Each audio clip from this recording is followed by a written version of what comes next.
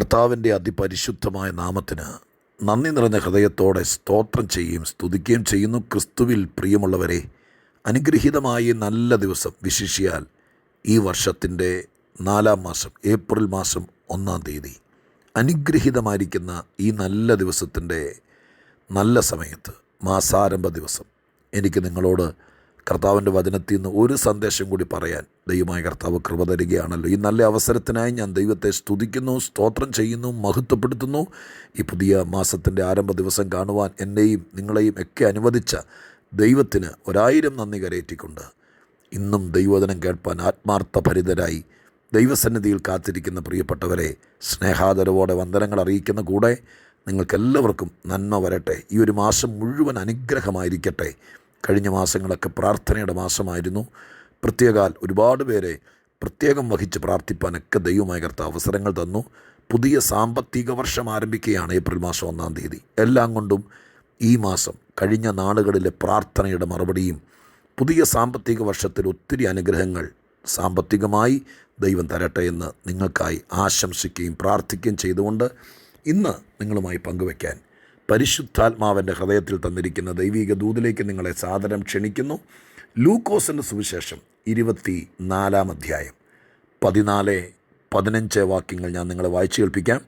ലൂക്കോസ് 24, 14, 15 വാക്യങ്ങൾ. ഈ സംഭവിച്ചതിനെക്കുറിച്ചൊക്കെയും തമ്മിൽ സംസാരിച്ചു കൊണ്ടിരുന്നു. സംസാരിച്ചും തർക്കിച്ചും കൊണ്ടിരിക്കുമ്പോൾ യേശുദാനും അടുത്ത് ചെന്ന് അവരോട് ചേർന്ന് നടന്നു. ഒന്നോടെ വായിക്കുകയാണ്. ഈ സംഭവിച്ചതിനെക്കുറിച്ചൊക്കെയും അവർ തമ്മിൽ സംസാരിച്ചു കൊണ്ടിരുന്നു. സംസാരിച്ചും തർക്കിച്ചും കൊണ്ടിരിക്കുമ്പോൾ യേശുദാനും അടുത്ത് ചെന്ന് അവരോട് ചേർന്ന് നടന്നു. എമ്മൗസിലേക്ക് പോയ ശിഷ്യന്മാരുടെ ചരിത്രം ലൂക്കോസാണ് സവിസ്തരമായി എഴുതിയിരിക്കുന്നത്. ഞാൻ ഈ ഭാഗത്തുനിന്ന് ഒത്തിരി പ്രസംഗിച്ചിട്ടുണ്ട്. നമ്മുടെ വാട്സാപ്പ് മെസ്സേജിൽ തന്നെ ഈ ഭാഗത്തിൻ്റെ പല വാക്കുകൾ അടർത്തിയെടുത്ത് അനുദിന ചിന്തകളിൽ പലരെയും ബലപ്പെടുത്തിയിട്ടുണ്ട്. വീണ്ടും ഇന്ന് ദൈവവചനം ധ്യാനിച്ചപ്പോൾ എൻ്റെ ശ്രദ്ധയിൽപ്പെട്ടത്, ഇന്നലകളിൽ പെടാതിരുന്നത്, ഇന്നത്തെ ദൂതായി എൻ്റെ മനതാരിൽ ദൈവം തെളിയിച്ചു തന്നത്, അത് ഇന്നത്തെ ദിവസം പങ്കുവയ്ക്കാനാണ് ഈ ഭാഗത്തേക്ക് തന്നെ നമ്മുടെ ശ്രദ്ധയെത്തിയിരിക്കുന്നത്. ലൂക്കോസ് ഈ കാര്യം എഴുതി വരുമ്പോൾ എമ്മൗസിലേക്ക് ഏകദേശം 7 നാഴിക ദൂരം, 7 നാഴിക ദൂരം എന്ന് പറയുന്നത് ഏകദേശം 7-8 മൈൽ ഉണ്ടാകാം എന്ന് വിചാരിക്കപ്പെടുന്നു. അത്രയും ദൂരം അവർ നടന്നു പോവുകയാണ്. ഈ നടന്നു പോകുമ്പോൾ കർത്താവ് അവരുടെ കൂടെ ചേർന്നു.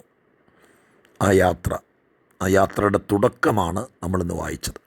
യാത്രാ വിവരണങ്ങളോ യാത്രയിൽ സംഭവിച്ച അതിപ്രധാനമായ കാര്യങ്ങളോ യാത്രികർക്ക് യേശുക്രിസ്തു കൂടെ നടന്നതുണ്ടായ ഗുണഗണങ്ങളോ ഇതൊന്നും ഒരു പ്രസംഗമാക്കാൻ ആഗ്രഹിക്കുന്നില്ല. യാത്ര തുടങ്ങുമ്പോൾ അവരുടെ ആ അന്തരീക്ഷത്തോട് യേശു ചേർന്ന് വരുന്നത്, അതിനെക്കുറിച്ച് മാത്രം പറയാനാണ് ആ 2 വാചകങ്ങൾ മാത്രം ഞാൻ വായിച്ചത്. ഇങ്ങനെയാണ് വായിച്ചു തുടങ്ങിയത്. സംഭവിച്ചതിനെക്കുറിച്ചൊക്കെയും അവർ തമ്മിൽ സംസാരിച്ചു കൊണ്ടിരുന്നു എന്നാണ് 14-ാം വാക്യം. സംസാരിച്ചു കൊണ്ടിരുന്നു, അവർ തമ്മിൽ സംസാരിച്ചു കൊണ്ടിരുന്നു. 15-ാം വാക്യമാകട്ടെ സംസാരം തർക്കത്തിലേക്ക് വഴിമാറുകയാണ്. ഇത് ഞാൻ ഇതിനു മുമ്പ് ശ്രദ്ധിച്ചിട്ടില്ല. തർക്കം ഒക്കെ അവിടെ വായിച്ചു, പക്ഷേ സംസാരിച്ചു കൊണ്ടിരുന്നു എന്ന് 14-ാം വാക്യത്തിലും, സംസാരം കുറേ കഴിയുമ്പോൾ തർക്കത്തിലേക്ക് വഴിമാറിയെന്ന് 15-ാം വാക്യത്തിലും പറയുന്നു. സംസാരം കുഴപ്പമില്ല, സംസാരിക്കാൻ ദൈവം നമുക്ക് തന്നിരിക്കുന്ന ഭാഗ്യം ഏറ്റവും വലുതാണ്. അയ്യോ, സംസാരശേഷി ഇല്ലായിരുന്നെങ്കിൽ മനുഷ്യന് ലഭിച്ച ഏറ്റവും വലിയ പുണ്യം, ദൈവം തന്ന ഏറ്റവും വലിയ വരദാനം സംസാരിക്കാൻ, കാര്യങ്ങൾ വിശദീകരിപ്പാൻ, കാര്യങ്ങൾ ആശയവിനിമയം നടത്താൻ ഭാഷയും സംസാരവും സംസാരിക്കാനുള്ള കഴിവും ഒക്കെ തന്നത് എത്രയോ ശ്രേഷ്ഠമാണ്. സംസാരമില്ലാത്ത വീട് ഭയാനകമാണ്. ആരോടും സംസാരിക്കാനില്ലാത്തൊരു ജീവിതം എന്തിനാ?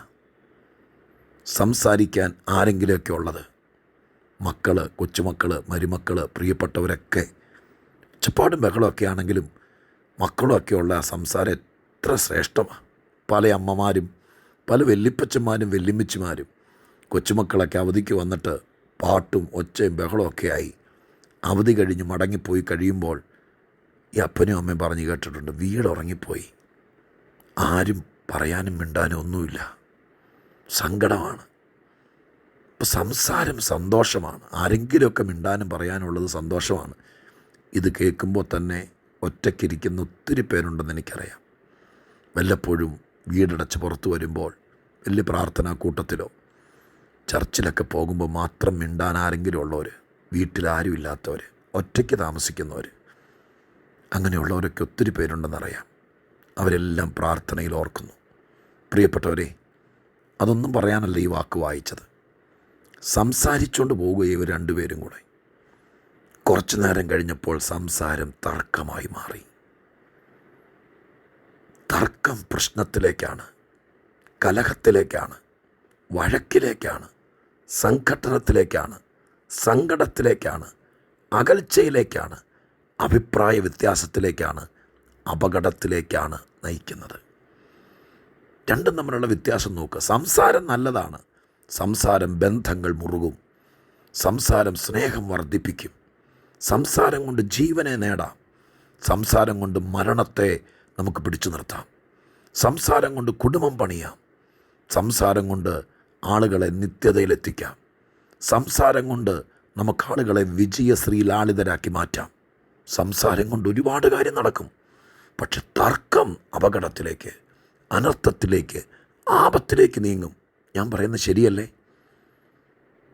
സംസാരിച്ചാൽ സ്നേഹത്തോടെ, മാന്യതയോടെ, ബഹുമാനത്തോടെ സംസാരിച്ചാൽ ബന്ധം നിലനിൽക്കും. സ്നേഹത്തോടെ സംസാരിച്ചാൽ ജീവിതം മടുത്തു എന്ന് പറഞ്ഞ് എത്രയോ പേര് ഞങ്ങളെപ്പോലുള്ളവർ സംസാരിച്ച് ജീവിപ്പിച്ചിട്ടുണ്ട്. മരിക്കാൻ പോവാന്ന് പറഞ്ഞ ആളുകളുടെ മരണം തടഞ്ഞിട്ടുണ്ട്. ഞങ്ങൾ മരത്തെ കെട്ടിയിട്ട് അടിച്ചൊന്നുമില്ല, സംസാരിച്ചു, സ്നേഹത്തോടെ സംസാരിച്ചു. നീ കാണുന്നതൊന്നും അല്ല വിഷയം, നിനക്ക് നല്ല കാലം വരും, ഈ കഷ്ടം മാറും. സംസാരിച്ചുള്ളൂ, ഒന്നും കൊടുത്തില്ല, വീട് പണിത് കൊടുത്തില്ല, കാശ് കൊടുത്തില്ല. സംസാരിച്ചാൽ, നന്നായി സംസാരിച്ചാൽ, സ്നേഹത്തോടെ സംസാരിച്ചാൽ ഇന്നും നമുക്ക് സമൂഹത്തെ പണിയാം, കലഹങ്ങൾ തടയാം, വിച്ഛേദിക്കപ്പെടുന്ന ബന്ധങ്ങളെ നമുക്ക് പിടിച്ചു നിർത്താം. നിങ്ങളുടെ ജീവിതത്തിനകത്ത് എവിടെയെങ്കിലുമൊക്കെ പ്രശ്നമുണ്ടെങ്കിൽ ഞാൻ സ്നേഹത്തോടെ പറയുന്നു, നിങ്ങൾ രണ്ടുപേരും ഒരു രമ്യതയിലാവ്. ആരോടാണെങ്കിലും എന്നിട്ട് സംസാരിക്കാൻ, നമുക്ക് ഇച്ചിരി സംസാരിക്കാമെന്ന് പറ, വഴക്കനല്ല. പക്ഷെ രണ്ടാം ഭാഗം അപകടമാണ്. സംസാരിച്ച് സംസാരിച്ച് സംസാരിച്ച് ഇവർ തർക്കത്തിലേക്ക് കയറി. തർക്കം എവിടെ ചെന്നെത്തുമെന്ന് പറയാനൊക്കില്ല. അടിയും വഴക്കുമൊക്കെ ഉണ്ടാവും, കത്തിക്കുത്ത്, വൈരാഗ്യം. മാസങ്ങൾക്ക് ശേഷം പിന്നീട് ഉള്ളിൽ വെച്ചുകൊണ്ടുള്ള ഇടപെടൽ. എന്തെല്ലാം നടന്നിരിക്കുന്നു. എന്നെ കേൾക്കുന്നവരെ, ഇന്നത്തെ സന്ദേശത്തിൻ്റെ പ്രധാന ഭാഗം, ഇവർ രണ്ടുപേരും സംസാരിച്ചു. അങ്ങനെയാണ് അവിടെ എഴുതിയിരിക്കുന്നത്. 14-ാം വാക്യം. സംസാരിച്ചു കൊണ്ടിരുന്നു എന്ന് പറഞ്ഞാൽ സംസാരിച്ചുകൊണ്ടിങ്ങ് പോയിക്കൊണ്ടിരിക്കുക. അന്നേരം യേശു അടുത്ത് ചെന്നില്ലല്ലോ, അന്നേരം യേശു ചേർന്ന് നടന്നില്ലല്ലോ. നീ സംസാരിച്ചുകൊണ്ടിരുന്നപ്പോൾ യേശു അടുത്ത് ചെന്നുമില്ല, ചേർന്നുമില്ല. പക്ഷെ ഇവർ തമ്മിൽ തർക്കിക്കാൻ തുടങ്ങിയപ്പോൾ, കണ്ടോ, ഇവർ തമ്മിൽ തർക്കിക്കാൻ തുടങ്ങിയപ്പോൾ ഒരാൾ ഇടയ്ക്ക് വന്ന് കയറി. വേറെ ആരുമല്ല, കർത്താവായ യേശു. ഞാനിങ്ങനെയൊക്കെ വിചാരിക്കുകയായിരുന്നു. എത്രയോ പ്രാവശ്യം ഇതുപോലെ നമ്മുടെ കുടുംബത്തിൽ, നിങ്ങളുടെ ജീവിതത്തിൽ ഒക്കെ തർക്കം ഉണ്ടായിട്ടില്ലേ, പ്രശ്നം ഉണ്ടായിട്ടില്ലേ? എന്നിട്ട് എന്താ ഇന്നും നിലനിൽക്കുന്നത്? ഇടയ്ക്ക് വന്ന് കയറാൻ നമുക്കൊരു കർത്താവുള്ളത് കൊണ്ടാണ് ഞാൻ അങ്ങനെ തന്നെ പറയുന്നു. കർത്താവ് ഇടയ്ക്ക് വന്ന് കയറിയില്ലായിരുന്നെങ്കിൽ ഇവരെവിടെ എത്തിയേനെ? ഇവരെന്തായി തീർന്നേനെ? എനിക്ക് തോന്നുന്നില്ല. എമ്മൗസിൽ എത്തുന്നതിനേക്കാൾ മുമ്പ് ഇവർ അടിയുണ്ടാക്കിയേനെ. ഇവരിൽ പറഞ്ഞാൽ ഞാനില്ല, നീ തെക്കോട്ടെങ്കിലും വടക്കോട്ട്. പണ്ട് ലോത്ത് അബ്രാഹാമിനോട് പറഞ്ഞോനെ ഒരുമിച്ചൊരു വീട്ടിൽ ചെന്ന് കയറില്ലായിരുന്നു. ഇവർ ഒരുമിച്ചൊരു വീട്ടിൽ ചെന്ന് കയറിയല്ലോ. ഇന്ന് തർക്കിച്ച് ഒരു വീട്ടിൽ താമസിക്കുന്നവർ 2 വീട്ടിലേക്ക് മാറുന്ന കാലമാണ് അല്ലേ? പക്ഷെ തർക്കം തുടങ്ങിയപ്പോഴേക്കും യേശു ഇടയ്ക്ക് കയറിയതുകൊണ്ട് ഇവരൊരു വീട്ടിൽ തന്നെ ചെന്ന് കയറി, ഒരു മനസ്സുള്ളവരായി മാറി. പ്രിയപ്പെട്ടവരെ, ഞാൻ ഈ 1-ാം തീയതി പറയുക, ഈ 1-ാം തീയതി നിങ്ങളുടെ ജീവിതയാത്രയിൽ പ്രശ്നങ്ങൾ കാണും, തർക്കം കാണും, അഭിപ്രായ വ്യത്യാസം കാണും, അകൽച്ച കാണും.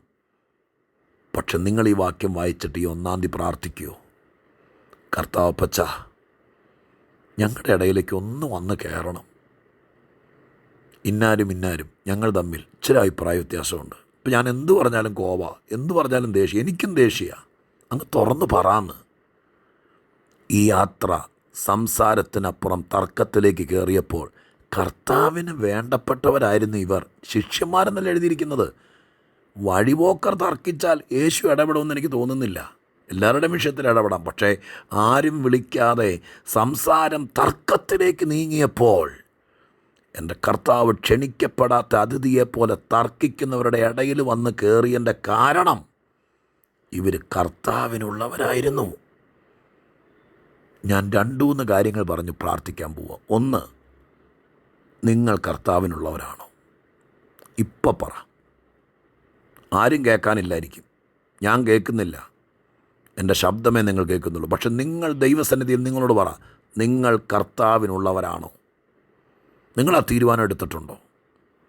അങ്ങനെയാണെങ്കിൽ നിങ്ങൾക്ക് 2 പേർക്കും കൂടി പറഞ്ഞുകൂടെ, നമ്മുടെ 2 പേരും, ഞാൻ ആരെയോ ലക്ഷ്യം വെച്ചുകൊണ്ടല്ല ഈ പറയുന്നത് കേട്ടോ, നിങ്ങൾ ആരൊക്കെയോ എനിക്കറിയില്ല, പക്ഷെ കർത്താവിൻ്റെ ആത്മാവ് ഏപ്രിൽ മാസം 1-ാം തീയതി എന്നോട് പറഞ്ഞു, ഞാൻ ചില തർക്ക വിഷയത്തിൽ ഇടപെടാം, ചിലരുടെ യാത്രയിൽ കൂടെ ചേരാം, ചിലരെ വീട്ടിലെത്തിക്കാം, അവരെ കോടതിയിലെത്തിക്കാമെന്നല്ല, ബന്ധുക്കളും സ്വന്തക്കാരും ചാർച്ചക്കാരും കൂടി ചൊറിഞ്ഞ് പലരെയും കോടതിയിലെത്തിച്ചു, പലരെയും ജയിലിലെത്തിച്ചു, പലരെയും 2 വീട്ടിലെത്തിച്ചു. എന്നാൽ യേശു എന്നോട് പറഞ്ഞു, ഞാൻ 2 പേരെയും ഒരു വീട്ടിലെത്തിക്കാം, ഞാൻ അവരുടെ തർക്കത്തിൽ ഇടപെടാം, ഞാൻ അവരുടെ കൂടെ എത്ര മണിക്കൂറും നടക്കാം. മനസ്സുണ്ടോ എന്ന് ചോദിക്കാൻ ഞാൻ ആ ചോദ്യം യേശു പറഞ്ഞതുകൊണ്ട് നിങ്ങളോട് ചോദിക്കുക. നിങ്ങളുടെ കൂടെ യേശു ചേരട്ടെ. അയ്യോ, ഞാനീ പറഞ്ഞു വരുന്നത് ഈ വാട്സാപ്പ് കേൾക്കുന്ന എല്ലാവരും പ്രശ്നത്തിലാണെന്നല്ല. എങ്കിലും 1-ാം തീയതി നഷ്ടങ്ങൾ ലാഭമാകാൻ, സങ്കടങ്ങൾ സന്തോഷമാകാൻ, ഈ ഫിനാൻഷ്യൽ ഇയറിൽ നിങ്ങളുടെ ബിസിനസ്സിൻ്റെ കൂടെ കർത്താവും കൂടി നടക്കട്ടെ. തലപുകഞ്ഞ് ഭാരപ്പെട്ടിരിക്കുന്ന വിഷയം, ടാലിയാകാത്ത കണക്കുകൾ, എവിടെ ചെന്ന് നിൽക്കുമെന്നറിയാത്ത വിഷയങ്ങൾ, എല്ലാം ലോസായിക്കൊണ്ടിരിക്കുന്ന വിഷയങ്ങൾ യേശുവിനോട് പറയാമോ? ഞാൻ മിടുക്കനല്ല, മിടുക്കിയല്ല, എൻ്റെ കൂടെ പിടികിട്ടാത്ത കണക്കുമായിട്ടാണ് ഞാൻ നടക്കുന്നത്, എൻ്റെ കൂടെ ഇച്ചിരി നേരം നടക്കാമോ എന്ന് ചോദിക്കാമോ? ഏപ്രിൽ മാസം കർത്താവ് നിങ്ങളുടെ കൂടെ നടക്കും. നിങ്ങളെ ഒരു ശുഭ തുറമുഖത്തെത്തിക്കും.